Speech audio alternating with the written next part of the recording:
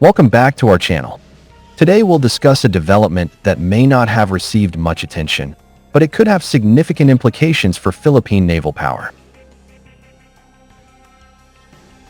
Amidst the Philippine Navy's massive modernization and rising tensions in the West Philippine Sea, a quiet but significant shift is underway: the possible transfer of several second-hand warships from Japan to the Philippines. This move could be a major leap forward for the Philippines, and today we'll examine 5 major Japanese ship classes that are reportedly being or will be considered for transfer to the Philippines. Abukuma-class DE, the beginning of a transformation. Let's start with a class that's almost certain: the Abukuma-class destroyer escorts. Built between 1988 and 1993, the 6 ships in this class were designed for anti-submarine warfare, ASW. These vessels displace around 2,000 tons and are armed with light but effective systems, such as 76mm guns, ASROC launchers, torpedoes, and air and surface radars. In 2023, all ships of this class were retired by the Japan Maritime Self-Defense Force. Now, reports indicate that all 6, including JS Abukuma, JS Jintsu, JS Iodo, JS Kiso, JS Tone, and JS Kuma, will be transferred to the Philippines in stages. Despite their aging, these ships remain capable of escort and patrol missions in the Philippines' exclusive economic zone (EEZ). If true, this would be the first domino in the Philippines' maritime transformation. Hatsuyuki-class DD, strategic intermediate step. Next, we discuss the Hatsuyuki class, Japan's first-generation destroyers commissioned between 1982 and 1987. Unlike the Abukuma, this class boasts a more comprehensive capability: Sea Sparrow surface-to-air missiles, Harpoon anti-ship missiles, torpedoes, and a helicopter deck, though without a hangar.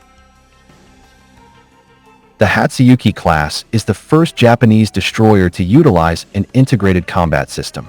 Of the 12 ships, some are now training vessels, while others have been retired or scrapped. However, some units are still reconditionable. If transferred to the Philippines, these ships would enhance air deterrence while also expanding helicopter capabilities. They are versatile platforms that could strengthen the Philippines' maritime posture quickly. Asagiri-class DD, real blue capacity. Next is the Asagiri class. Known as the younger generation of Japanese destroyers, these ships entered service in the late 1980s and early 1990s. This class brings everything the Hatsuyuki had, and more. They have a full hangar for SH-60 helicopters, more modern sensors, and increased endurance on the high seas. With weapons like Harpoon missiles, Sea Sparrow, ASROC, Phalanx CIWS, and 76mm guns, these ships could become workhorses for the Philippine Navy. Although all 8 units are still active, their operational lifespan is nearing the end of their service life. Discussions on a possible transfer are rumored to begin within the next 2 to 3 years. If realized, the Asagiri would be a quantum leap towards a true blue water navy capability for the Philippines. Murasame-class DD, dream ships of the future. Now, we move on to the most modern and yet least likely class to be transferred, the Murasame-class. Built from 1996 to 2002, these 6,200-ton destroyers are often referred to as Japan's version of the Arleigh Burke-class, albeit without the Aegis system. These ships are equipped with the Mk.41 vertical launch system, advanced radar, sophisticated sonar, and a hangar for 2 helicopters. Currently, all of the ships remain active in the JMSDF and form the backbone of Japan's maritime defense. However, analysts predict that after 2030, Japan may begin to retire some of the ships. If the Philippines can position itself as a key security partner for Japan, acquiring ships like the Murasame in the future is not impossible. It may be a dream today, but it could become a strategy. Hayabusa-class PG, fast, and agile weapons. Finally, we look at the Hayabusa-class, small patrol boats that are incredibly fast and deadly. Displacing only about 200 tons, these vessels can reach speeds of over 40 knots thanks to their water jet systems. Armed with SSM-1B anti-ship missiles, 76mm guns, and electronic countermeasure systems, the Hayabusa is designed to strike quickly and disappear. These vessels are well suited to the Philippines' island-rich geography and narrow waters.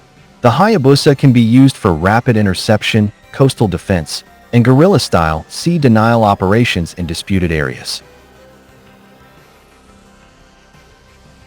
With Japan's advancements in unmanned ship technology, it is possible that the Hayabusa class will soon be retired, opening the door to a transfer or donation to the Philippines. So what does all this mean? Let's summarize. Abukuma-class, confirmed, the beginning of a transformation. Hatsuyuki-class, highly likely and relevant, strengthening air defense. Asagiri-class, likely to arrive within a few years, a true high-seas platform. Murasame-class, a long-term dream, a symbol of strategic partnership. Hayabusa-class, small but deadly, suitable for maritime guerrilla defense.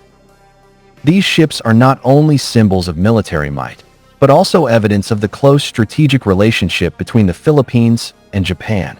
As the Philippines seeks to build a more resilient and flexible navy, the transfer of ships from Japan could be a catalyst for transformation. Thanks for watching. Don't forget to leave a comment below. Which ship do you think is best suited for the Philippines? And what impact would it have on regional security? See you in the next video.